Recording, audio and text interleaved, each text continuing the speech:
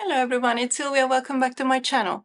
Happy Valentine's Day if you're watching this on Valentine's Day. So I was looking for a Valentine's Day tag and I found Robin's video, the loveliest decks. But Robin from Robin Reflection, she's also doing a VR. So basically the original video is from Simply Han. And Robin has made a VR to Hans video, and I'm also doing a VR to Hans video, but I will make sure to post both videos, the one from Robin and the one from Simply Han, in the description box below, together with the prompts, just in case you want to join in. And let's do this. So the first prompt is the Heartthrob Deck.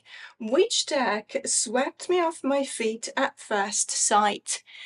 Now, there's more than one. There's definitely more than one. And I'm also, I have to make a confession here because I'm not that difficult to woo.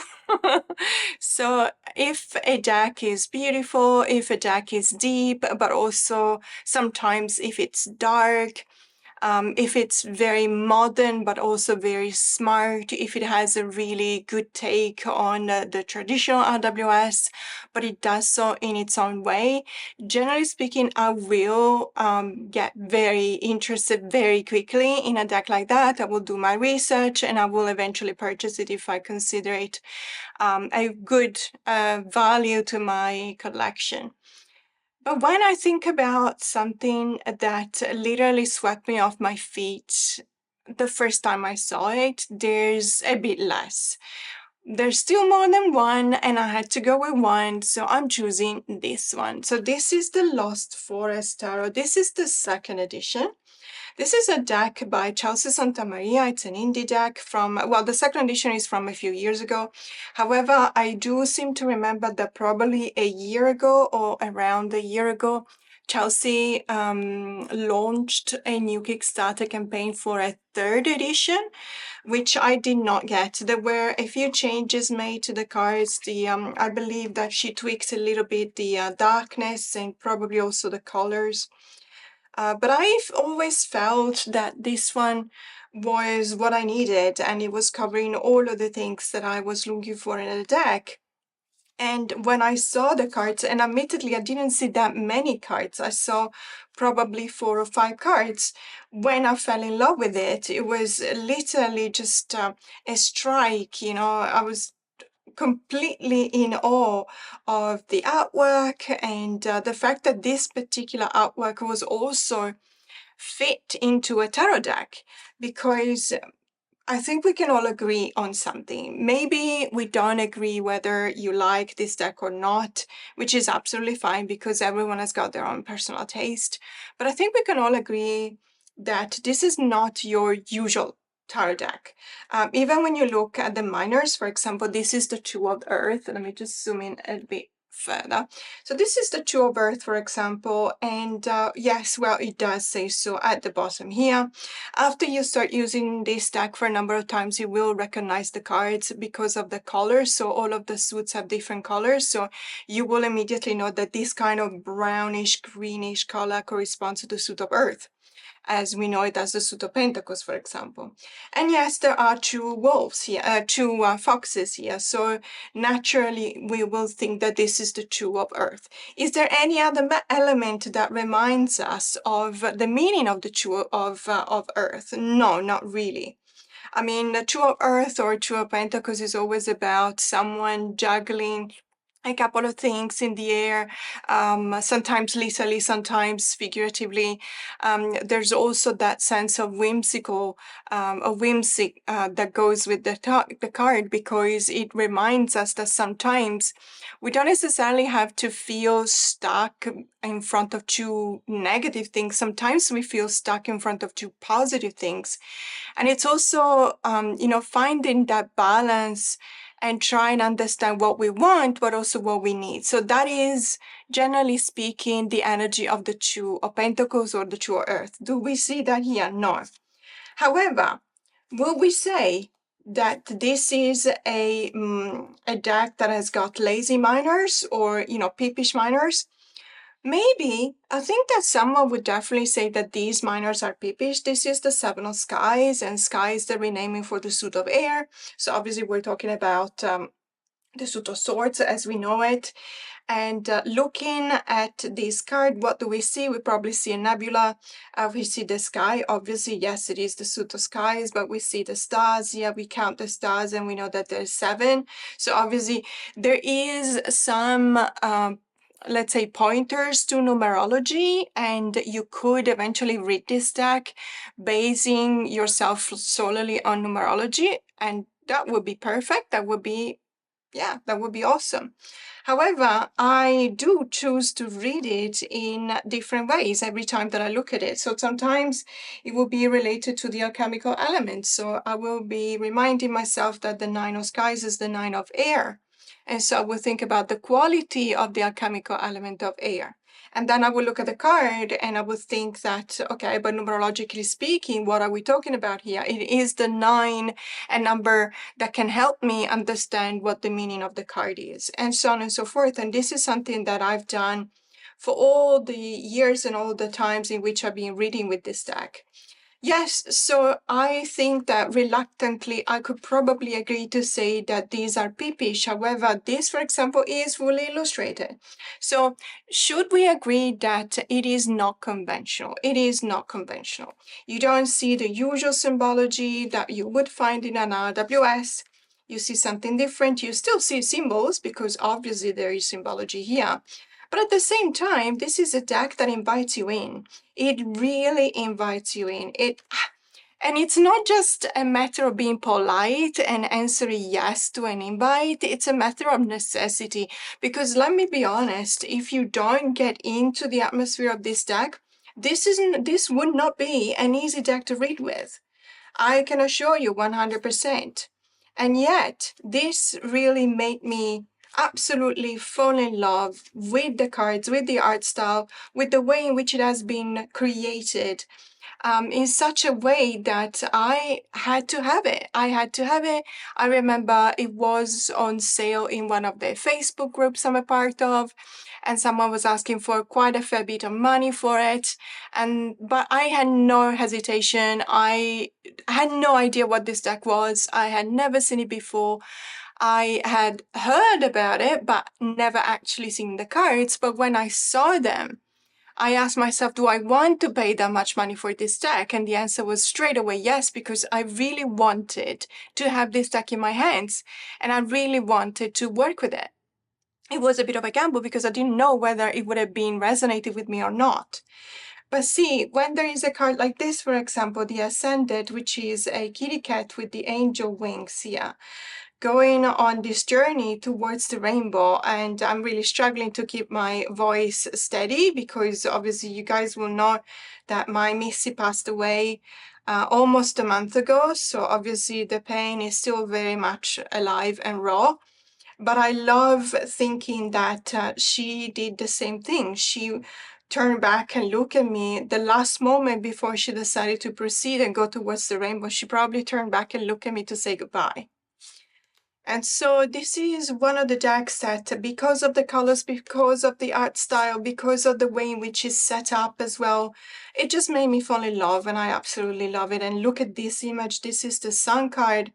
And it looks almost like one of those Chinese or rather Japanese paintings, with the sun as big as, I don't know, as big as it ever could be. And the branches of this tree covered in snow. And maybe this one could even be Mount Fuji, Fujisama. So there's a number of things that obviously really resonated with me.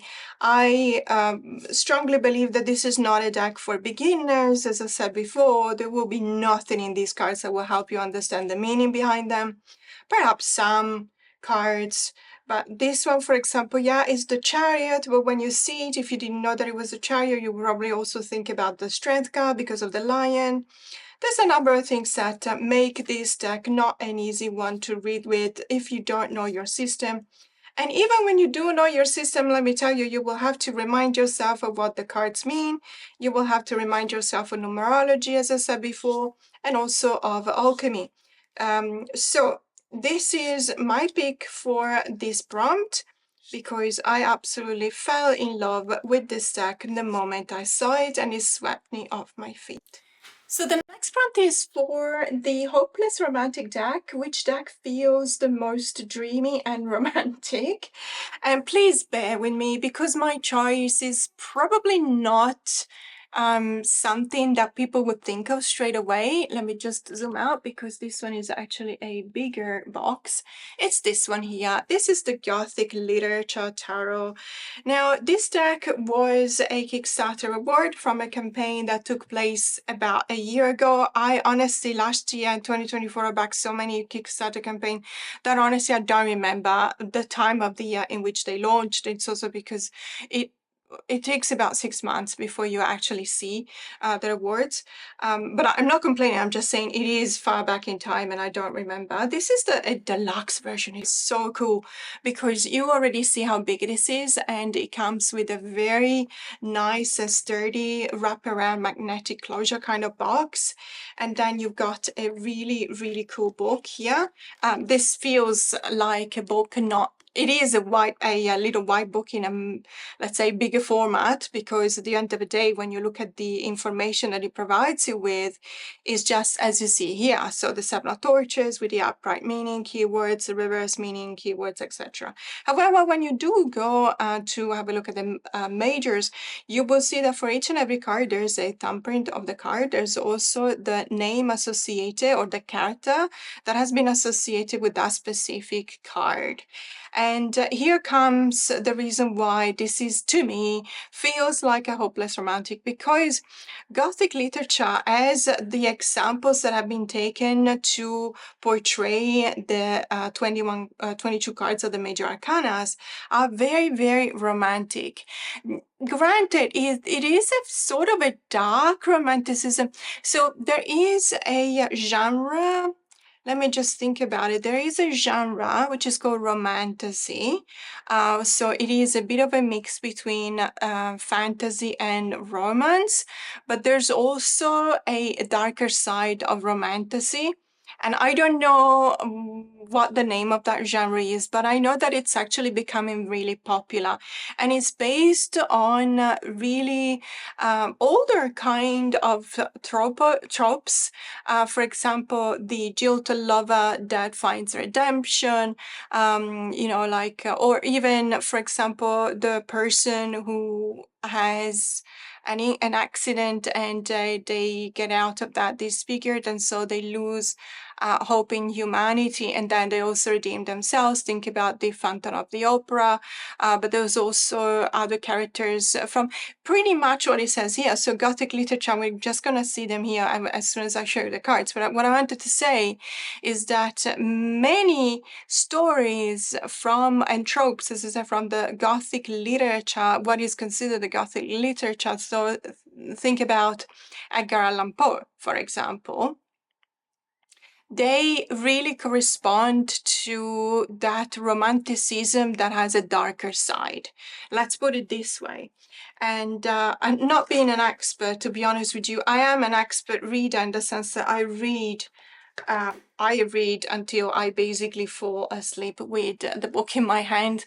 Last year I was very lucky because I had a lot of time to read, and I read 149 books, and this year I'm already on 25, 26 books or something like that. So I really love reading. I do have preferred genres, of course, but I keep my mind open and sometimes I try different things. Now, let's have a look at the cards. So when we look at the cards, we see the kind of atmosphere that is very evocative when you think about those movies. So if you think about Dracula, for example, any rendition of that story, any cinematographic rendition of that story, you will definitely remember the full moon, you will remember the fog, you will remember the darker colors and almost as dark as black and white. Before becoming actual black and white, you will remember the really inspiring but also really scary kind of castles, and the iron gates and stuff like that, and the torches. Yes, of course, the torches as well. But if we think deeply about all of those tropes, we will understand that behind them, there's always love. Love is always a cathartic element in all of the Gothic stories that at least the ones that I know. Even Frankenstein is driven by love. Dracula is driven by love. As a matter of fact, if you read the book rather than just watching the movies, and I don't mean to say you shouldn't just watch the movies. Of course, if you love the movies, just love the movies and watch them. If you want to know a little bit more about Dracula and the way in which it was, let's say, set up as a book, as a story, love is driving Dracula, Count Dracula, to reunite with Mina. There's love, not just love, but that is a love that goes through centuries.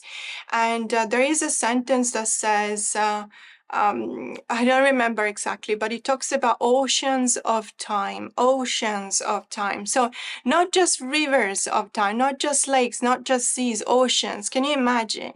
Because, of course, Count Dracula is in love with Mina, and they have been together before because legend goes that she was his bride, and he never stopped loving her. And now that there is this reincarnation of Mina, he feels like it's in his right to go back to her and be back with her.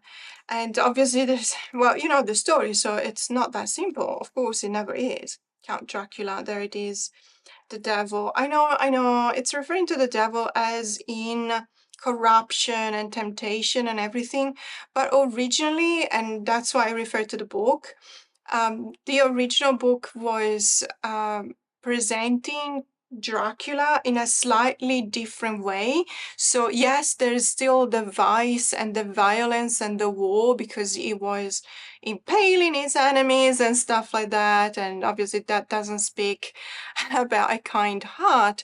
But on the other hand, it is an incredible love. It is incredibly romantic. I know that then, because it was used in such a way that obviously we look at the gory side of it, at the horror side of the story, fair enough. But at the same time, there is that sense of seduction that is, typical of vampires and vampire movies.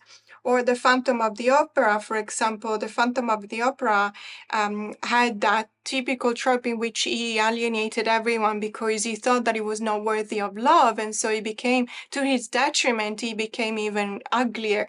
And I don't mean uglier just outside, as the story goes, but also that's why he's very masked, but also inside. But then it's love that redeems him at the end. So there's a number of things that I really believe.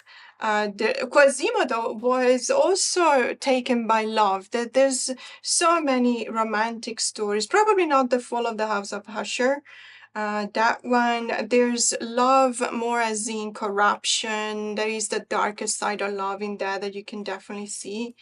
Mr. Rochester, Father Ambrosio, Kathleen Heathcliff. Come on, I mean, this is the romance by default we always think about when we think about doomed lovers, but a love that is stronger than doom and something and stuff like that. So I really think that this deck is very romantic because of the characters that we see on the card. So this is my pick. And the next prompt is for the Soulmate deck. Which deck do I feel the deepest emotional connection with?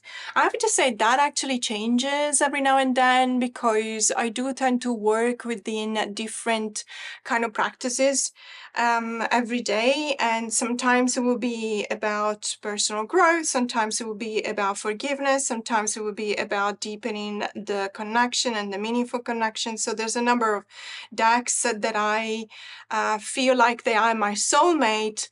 And Acosta sounded a bit vain. I would say that I have many soulmates, and but let's put it this way. I have many soulmates, but they're the only ones until it lasts. And then, I move on to another one. I don't know what that says about me, but in any case, this is the way in which I relate to my decks. In the last few weeks, I've been using this deck a lot, and I feel that my pick is coming from the heart, and it's the Mioim Tarot from Vonzos, New York. Mioim is the name of the artist. She's a tattoo artist from South Korea. She is actually traveling around the world. I've said this story a number of times. So basically, it appears as if you need what's it called? A medical license or something like that in South Korea in order to be a tattoo artist. So have your own practice as a tattoo artist. And therefore, that's one of the reasons why there's a number of South Korean tattoo artists that actually travel around the world, from a studio to another studio, just to give just to do their work and tattoo people. But this one is a tarot deck, so that was already intriguing for me. This is a deck that is not based on the tattoo designs that you would expect. We have a couple of tattoo tarot out there, a couple of them are even mass market, so there's a chance for us to pick one of them up if that's what we wanted in a deck, but that's not what you will get if you get this deck. Now, I have to say that this deck is rather expensive. Yes, it is. You can find it, I believe it is still available. I checked a couple of weeks ago, unless it went out of print in the last couple of weeks, it's still available. However, yes, it is quite expensive, especially if you splurge and get the whole 78 cards. There's also a version with majors only, which is, well, more affordable, even though that is rather expensive as well.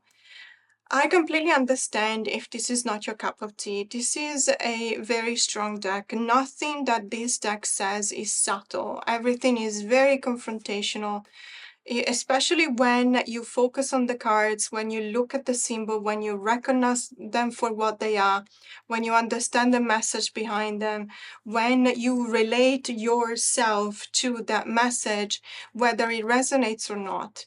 But there is something that I have to say about this deck. There is an incredible message of love coming out of these cards. It's not just love for life. It's not just love for art itself. It's not just love for humanity. It's the love that actually combines two people that probably didn't even need this kind of love because they just were distracted by their lives and they were not even thinking. But at the end of the day, they found it. They found this kind of love, and they know since the beginning that it's an eternal love.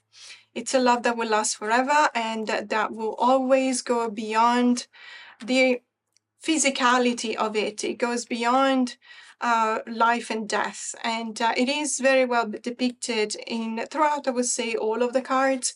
There's a mix between bones and people with flesh. So assuming alive people. There's constantly this dichotomy, this divergence in a way between the bones and the hand with the bones representing a person that is no longer dead, and the hand with flesh representing a person that is still alive. But that divergence, when you look at the cards, is just on the surface. In reality, the bond is still strong, the bond is still there. And it just goes to signify that love actually defeats everything. There is a whole literature that talks about this in many, many different ways, and sometimes in a very cheesy, corny way, which I don't necessarily appreciate, but sometimes in a very delicate way that I actually really, really like. And I'm thinking about one of the most common examples I talk about sometimes when I talk about this deck, which has nothing to do with this deck when you look at it emotionally, or visually even. But when you think about Interstellar, and please, if you haven't watched Interstellar, please skip ahead of 5 minutes because I'm going to give a major spoiler. So the reason why Koopa can actually go back and he can be saved, and he communicates his coordinates through time, not with time, through time and through space to his daughter so that she can create the ship and go and find it. is because there is that bond of love between them. So it's a very scientific movie. It is a pseudoscience in many, many aspects, because obviously we don't have that kind of science yet, to just travel around the worlds, the different planets and everything, at least not at that speed and not with that kind of conditions and everything. But there's a lot of science or pseudoscience, and there's a lot of justification on phenomena that are astronomical in nature. So, what is a black hole? Why does it work in a certain way? Why does it warp time in a certain way? And some of the explanations are actually based on astrophysics. So they are undeniable, and that is something that we accept. But throughout the whole movie, there is this incredibly strong personal story between the characters, and everything is based on love. There is the recognition of love and also the separation of love. When there is separation of love, there is death. When there is recognition of love, even in the most dire circumstances, there is that bond that comes back to the surface and reunites people. And I absolutely love that movie because of that. And I absolutely love this card and this deck because of this card. Because this is the Three of Cups and this is the Lover card. And I always show these two cards together because it really shows you how, the two hands that we've seen throughout the deck, the one without flesh, that probably points to a person who's no longer with us, that is still bonded by this string to the person that is, still alive, assuming, because of a full hand with full flesh and everything. But then what we see in this card, so the Three of Cups, we see that there is another bond. There is another bond because there is a bond between two people with, flesh. So these two, they are most likely alive. And yet, the bond with the person that is no longer there is blessed because it's supported and sustained by the hand that is a skeleton hand. So this is by far my soulmate deck now, because I have to say I'm doing a lot of recognizant work. I don't even know whether I can call it that way. Work on myself. I'm trying to understand the pain that I'm going through for the loss of my cat. And I know that there's a lot of people rolling their eyes right now and thinking, it's just an animal and everything. It wasn't. She wasn't. I've been living with her night and day for 15 years. You try. You try go through that and lose out of the blue. One wasn't out of the blue. It was after 6 weeks of really intense illness, unfortunately. But it is something that is jarring. It is very jarring, and obviously that leaves a scar. And so looking at these decks and reflecting on these and journaling and meditating, it definitely helps me, because it helps me think that love that I felt for her is not in vain, because this is what happens to us when we lose someone we love. And it doesn't have to be a fur baby, it could be a person. We ask ourselves, everything that I've done so far, every sacrifice that I've done, was that in vain? Was that for nothing? Who did I do that for? For myself or the person that is no longer there? Because if it was for the person that is no longer there, then it was pointless. And yet, let me tell you, no, because it makes you a better person. It makes you someone who you are right now, just because and only because you had that relationship with that person. And so find those things within yourself, the way in which you change for them, because that's the way that you have, even after death, to honor them, to honor their presence in your life. So absolutely gorgeous deck. Not for everyone, I completely get it, but it is my answer to this prompt. So for the next prompt, I actually have a pair, and the prompt is the Self-Love Deck. Which deck helps me reconnect with myself and practice self-care? And I've got two.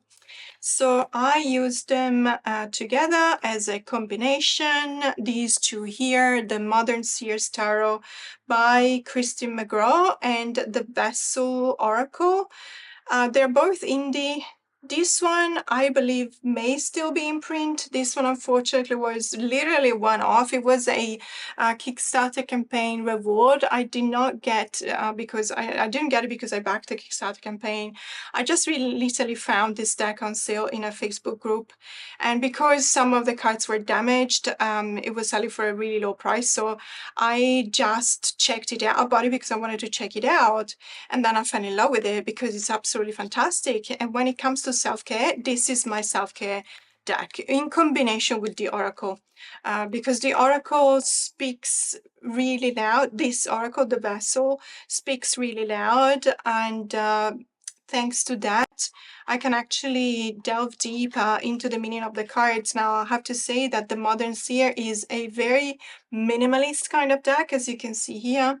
Many of these cards will only have one line, for example, or a couple of lines. So obviously, if you like something with a lot more oomph, then probably this one is not the deck for you.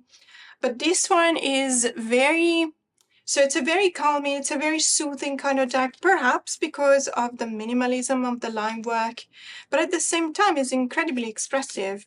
And that's why I like it so much, because it really tells a story.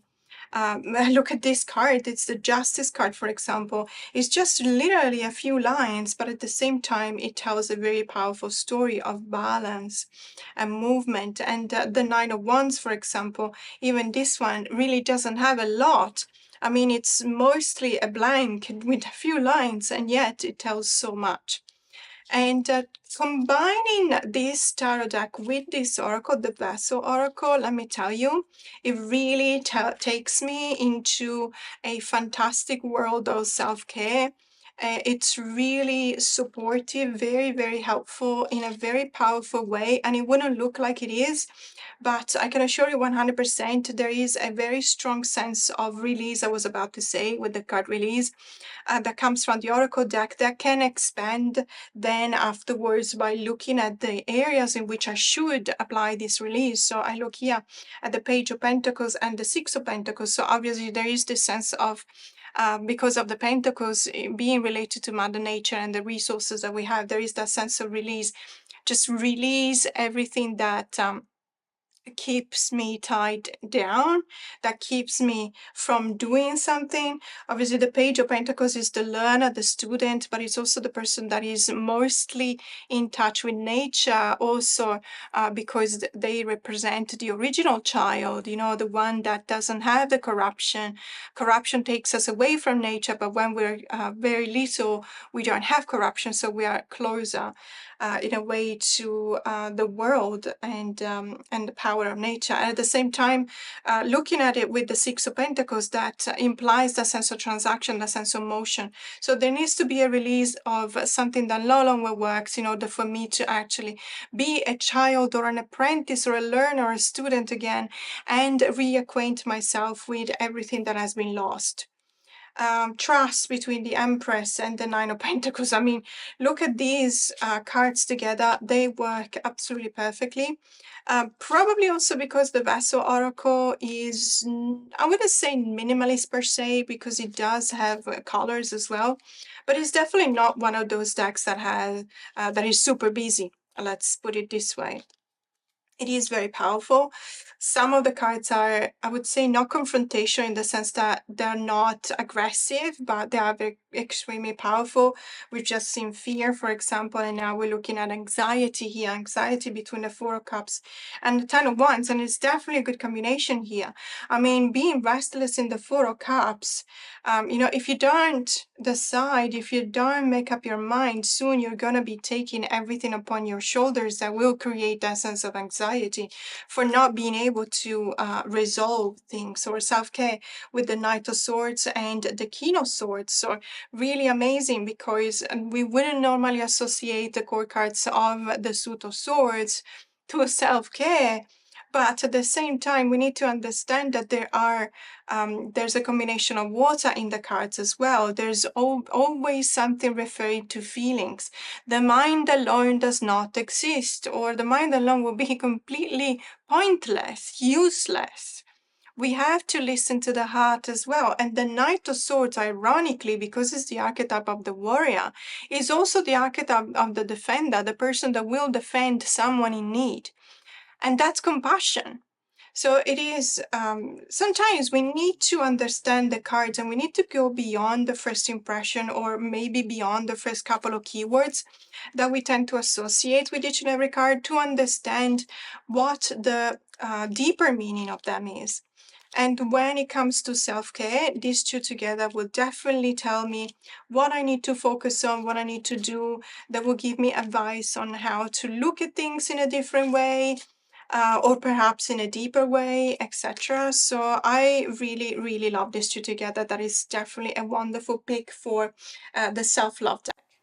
And the next prompt is called the Power Couple Combo, my fave Tarot Oracle pairing, and why. And I found a deck to pair up with one of the most recent acquisitions in my Oracle collection, and I'm so happy about these two together. So I'm talking about, this is the Oracle that I recently bought, is the Divination Codex, the Oracle da Vinci. Now, this is a French deck by Sandy Tattoo 2.0 and Voglio Bene. This is an actual French deck, so I had to, well, this one was actually a present, but I also bought another deck by the same creators for myself, and it's got a very similar kind of art. This is an amazing deck, really, really fantastic. I have posted an unboxing video a couple of days ago, so I invite you to check it out if you never seen this deck. It is incredibly beautiful. I do not recommend buying it from Amazon Australia if you're in Australia, or Amazon US, because, well, at least in Australia, it was listed at $144, which is ridiculous because this deck is only 25 euros. So if you buy from Amazon France, you will still have to pay for shipping, of course, but it will never amount to $144. I can assure you of that. And I was looking for a tarot deck to pair up with this one because I really wanted to start using it. So I was going through all of my decks and I saw this one, The Magician, Martyrs, and Madmen by Travis McHenry. This is the the mass market edition published by Rockbull. And oh my goodness, these two decks together, it is just so amazing. Now, you guys know that I really love pairing up decks. So obviously, I always look for different possibilities, different decks, sometimes even, decks you would never imagine that they will go well together. I try them out anyway because I want to see it for myself. And sometimes it works, sometimes it doesn't. It doesn't really matter. But when I saw these two together, I was like, okay, yeah, they're probably being made for each other. It's a match made in heaven.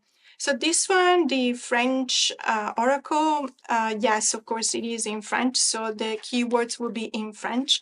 But as I was explaining, this is not a difficult deck to understand, even if you don't speak French, because many, many words that are used as keywords actually come from Latin, and so they will sound at least similar, or they will read in a similar way to the English word. So, for example, these three words are going to show you 100%. These are French: illusion, influence, pression. But they spell even the same way as the English spelling. So, illusion, influence, impression. Sorry, pression. Okay, that would be pressure, not pression, but you still can gather the sense of that, of course. And when we pair them up with the Magician, Martyrs, and Madmen, oh my goodness. I mean, look at this. Let me just zoom in because I really want you guys to see this pairing. There's kind of differences in the layouts. Of course, we got gold foil in the Oracle, and we don't in the tarot deck, but it doesn't matter. This is still curated art, and when it comes to the tarot deck, it feels like when it's not curated art, it feels like it were, and so it really pairs up nicely with the Oracle deck. I have to say though, that the Oracle deck is a bit on the darker side. So looking through the lens, you guys probably don't see how dark this is, how dark these areas are, because the lens is probably trying and overcompensates the darkness of those areas. But in real life, I would have preferred it to be just a smidge lighter. And it's because I want to see the beautiful images, and obviously you have cards like this, which are fine. So there's no problem with the dark parts. And La Gioconda or Mona Lisa, because obviously it is a deck that is inspired to all of the things that have been done by Leonardo da Vinci, who was very eclectic, very eccentric as well. He was an inventor, but he was also a painter. He was also a scientist, but he was also a researcher, and so on and so forth. So these two together are absolutely amazing.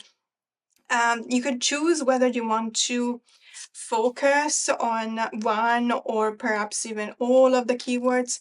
What I found by using these two decks together in the last couple of hours, because I was really using them like ferociously looking at the cards, I will have to say that not all the keywords resonate all the time. I hope I'm explaining this the right way. It means that sometimes I actually prefer to focus on one of the keywords rather than all of three.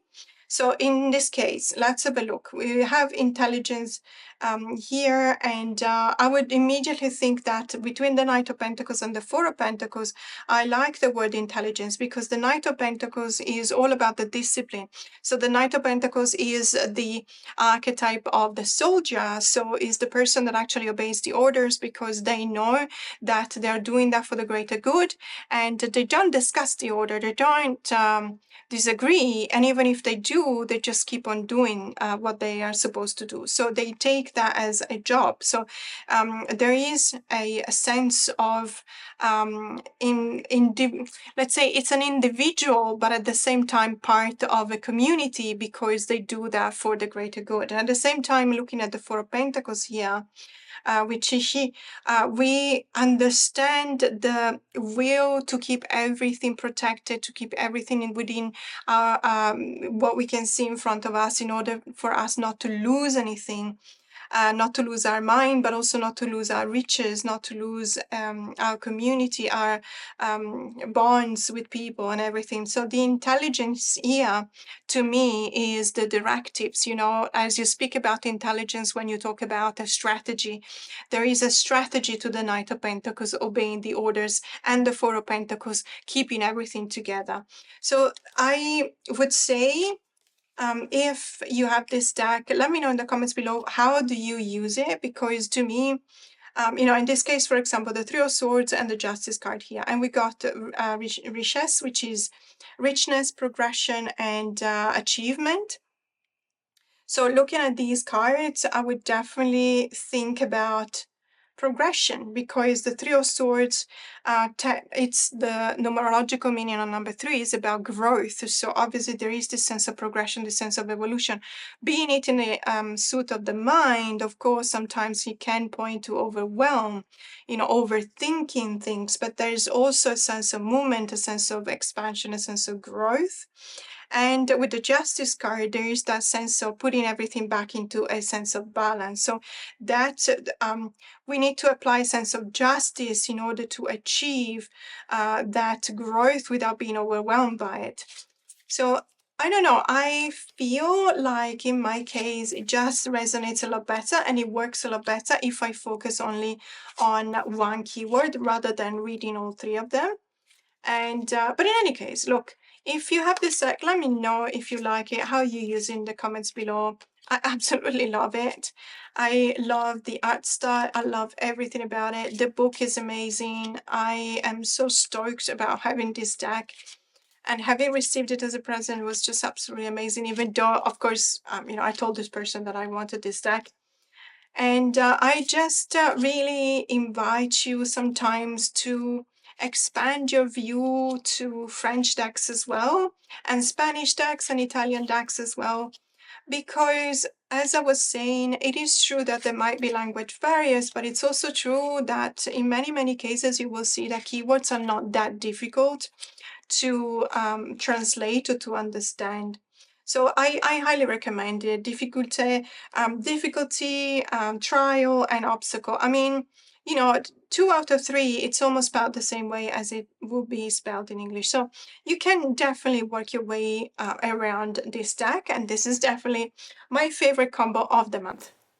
So the next prompt is the Secret Admirer deck, a deck I don't use often but secretly adore. There's a few again, so I really had to focus in order to find a deck to respond to this prompt. But I think I'm pretty happy with my choice, and it's this one here. It's Le Tarot Tourian by Claire Duval. The illustrations are by Anna Torian, and you guys know, if you've been watching my videos for any length of time, you will know how much I love Anna Torian's work. She is one of my favorite illustrators of all time. And I think that I made that point clear because I also received a present of 2 prints from Anna Torian's work. Thank you so, so much, the person who sent them to me, because I really love them. I just cannot stop looking at them. They are absolutely incredible. This is the Chunky Monkey of a book, as you can see here. Really amazing. It is in French. This is a French deck. I don't know what happened to the rumors saying that this deck would have been picked up by an English mass market publication. I have no idea what happened to that. There was a survey a few months ago, maybe a year ago, year and a half. Honestly, sorry, I don't remember. But some time ago, there was a survey on Instagram. I think it was Anna who launched it on her Instagram account, asking, would you like for the Le Tarot Tourian to be translated in English? And I mean, come on, everyone answered yes. I mean, who would say no to that? But then after the survey, there were no subsequent news. So I have no idea what happened to that. I don't know whether it will be picked up by an English publisher. I hope so. It is, again, talking about language barriers, it's a tarot deck. Of course, you can work with this deck. If you know tarot, you know how to work with this deck. It doesn't really matter if I have decks in Chinese with absolutely no translation, just the number. And I can still work with that because I will remember the meaning of the cards and I will look at the images. There's a number of things that you can do in order to be able to read with a deck that is not in your language. However, I have to say, I have an oracle deck in Turkish and I never use it because I tried to memorize the words, the keywords, I just couldn't, and that's because all of the languages that I know are they come from Latin, so it's obviously much easier, or Anglo-Saxon like Dutch and English. So it's easier in a way for me to recognize the words, but when it comes to Turkish, I have no idea, unfortunately. So I don't use that deck a lot, which is a pity because it's really beautiful. And it's also out of print, so anyway. So this one, though, when it comes to the language barrier in this book, it is a bit of a problem because I can tell you this is an amazing book. It has been written by Claire Duval and it's absolutely fantastic. There is so much to be learned about the deck, the cards, and life in general through the reading, through the writing on this book that I don't know whether I recommend this deck because of this book to someone who doesn't speak French. That's what I wanted to say. It is something that I believe should be translated because otherwise the risk is of missing out on something magnificent, something that it is very, very important. And so I would definitely, hope that they come out with an English translation of this deck sooner or later.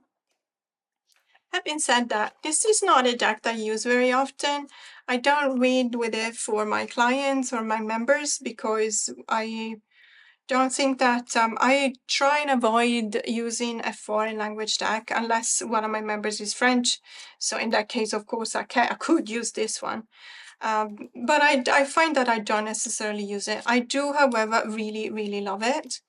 It is gorgeous to me. I mean, look at the moon card. Look how beautiful this is. And it is beautiful to me because I love Anna Torian's work.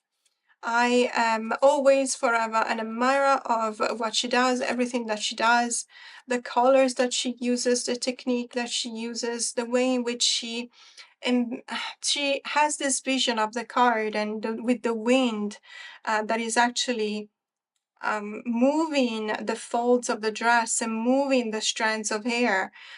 I don't know. To me, this is absolutely a marvel to look at. It's amazing. It's beautiful.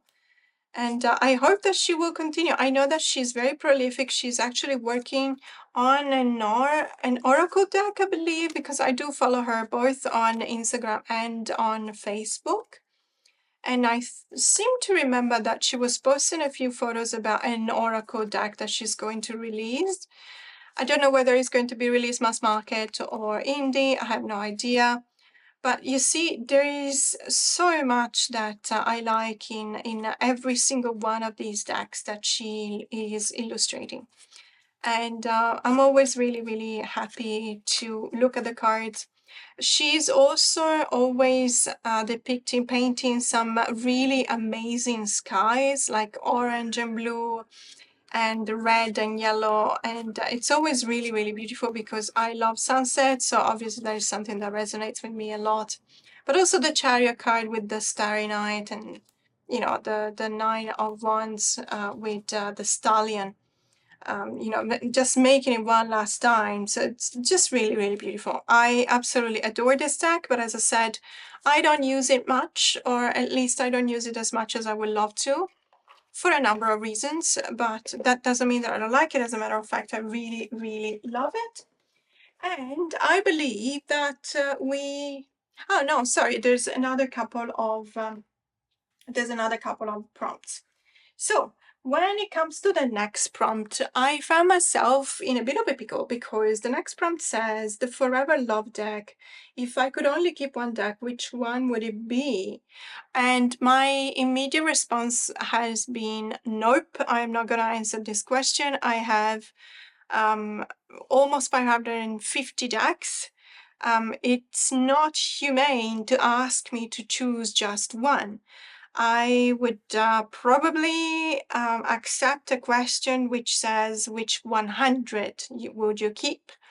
But even 100, and I trust me, I go through all my decks all the time because I want to remind myself why I bought them. I want to ask myself if I still resonate with them. I want to ask myself if I want to let them go, because if I don't use them, it is, to me, sounds disrespectful to just leave them gathering dust on a shelf, and maybe they can go to a different home that, you know, to someone that really loves them and they deserve that. So I constantly ask myself, can I survive without this deck?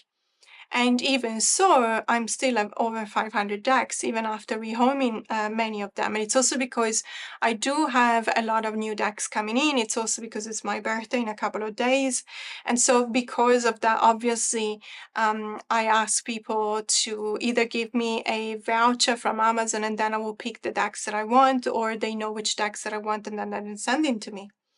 So having said that, I don't want not to answer this question, but I need to make it work for me. And I apologize to Han. I'm sorry if I'm kind of changing this question. So to me, it's not a deck. If I could only keep one deck, which one would it be? But I would say it's a deck that I recognize to be the most wholesome deck that I've got. So it needs to be a deck that serves a number of purposes, and from self growth to self care to meaningful connections to divination to meditation. And I will have to go with the Gentle Tarot by Mary in the Sky. This is a deck that honestly I probably have had for a number of years. I also received a few decks from Mari when she was launching her Kickstarter campaign. So she sent me a number of decks, and also she sent me some art reproduction of some of the cards that were going to be in her Oracle deck. That was the Kickstarter campaign. And I have to say that even before, obviously before that, I've had another edition of the deck. Of course, I have the first edition actually of the Gentle Tarot. But this is the one that I use the most these days, and the reason is because it is smaller, so obviously it is easier for me to shuffle the cards. It is also a linen deck, so obviously also because of that, it will be easier to shuffle them and to fan them out. I mean, when you do something like this, it's obviously amazing. It's an amazing feeling to be able to do something like this with a deck. The fanning out part of reading tarot is very, very important because you feel like you get access to all of the cards that are there for you in order for you to pick them. But it's also one of those decks that serves for a number of purposes, and I would say this is my most wholesome deck. And I hope that I'm explaining the concept. So, when to me, a deck is wholesome when it really helps you out through a number of different tasks you would use your deck for. So, I don't have to switch to a different deck if I want to do some shadow work, because this deck would help me do that as well, especially when I decide to read reversals. I don't have to switch to a self-care deck because this deck would definitely allow me to do that as well. And look at this otter, by the way. By the way, let's not forget to name Otta, because I have a really cool surprise for you. But in the next couple of weeks, you will see what I'm talking about. But don't forget the word Otta, because it is related to sea otters. So you'll see what I mean. But I'm very excited about that. So as I was saying, self-care, absolutely perfect, but also divination, yeah, really spot on in all of the readings that I'm doing with this deck. I do readings for myself, I do reading from my clients, I do reading from my members, and this deck is always spot on. But at the same time, it's also a kind deck, as the name says, it is gentle tarot. And it does not shy away from telling you the truth, but it does have a way to let's say, break the news to you in such a way that it doesn't break your heart. I don't know if it makes sense. In any case, really beautiful. I mean, look at this strength card. Isn't it just absolutely fantastic? And I really love everything Mari in the Sky does. Her artwork is amazing. The Oracle deck that she's going to release, that was the focus on the Kickstarter campaign. It's called My Friend Fire, and I cannot wait to get that deck because it will look really, really good pairing it up with the Gentle Tarot, but with other decks as well, hopefully. So this is the deck that I don't know if I could choose. I don't know if I would choose just this one. If I had to save one deck out of my entire collection, I don't want to take that decision. I don't want to say it. Because I feel like um, I have 500 and something decks for a reason, because each and every one of them, or at least when I will be done with my rehoming, with my, I'm doing the Marie Kondo challenge. So of course I'm going through all of the decks. So once I'll be done with the Marie Kondo challenge, I will be certain that the decks that I have them for a reason, and it's still a valid reason. So I don't think that I could choose just one. My apologies for that. And the last prompt is the love letter card, a card that feels like a love letter to myself or someone special. And I had to go with one card from the Slow Tarot by Lacey Bryant. This is an amazing deck, and if you know me, you'll probably know which one is the card that I'm talking about. But let's have a look at the deck first. So this is a modern take on the RWS, very modern as you can see, but at the same time, it is incredibly powerful. The images are fantastic. I really love the take of the author on the meaning of the cards. There is a really strong sense of knowledge here. There's definitely every single part, every single symbol that you see on the cards is something that refers back to the traditional meaning of the cards. So I really like that, even though it is modern, as you can see, but at the same time, it is very traditional as well. There is, and it's also because I honestly like the art style. I really like this. These paintings are absolutely amazing. I believe that the only thing that I'm a bit meh about is the fact that all of the aces are borderless, which to me feels like there is a bit of lack of continuity between the cards, because it's just the aces that are borderless and every other card is bordered. So I would have preferred the aces to either all of the cards without borders, or the aces to be bordered as well. but it doesn't really mean anything. It doesn't represent a deal breaker for me. It is the way it is. Some of the cards are absolutely amazing. Look at this Judgment card with the mirror within a mirror, or this Ten of Swords, for example, very impactful. The Nine of Swords, even more impactful, very, very confrontational at the same time. But it really gives you the opportunity to read and focus on your reading. And also, it makes you a better reader. And we've come to the card that I want to show you, because this is definitely the answer to this prompt. So, the love letter card. This feels like a love letter to myself, to someone that I love, to someone special. This is the Star card.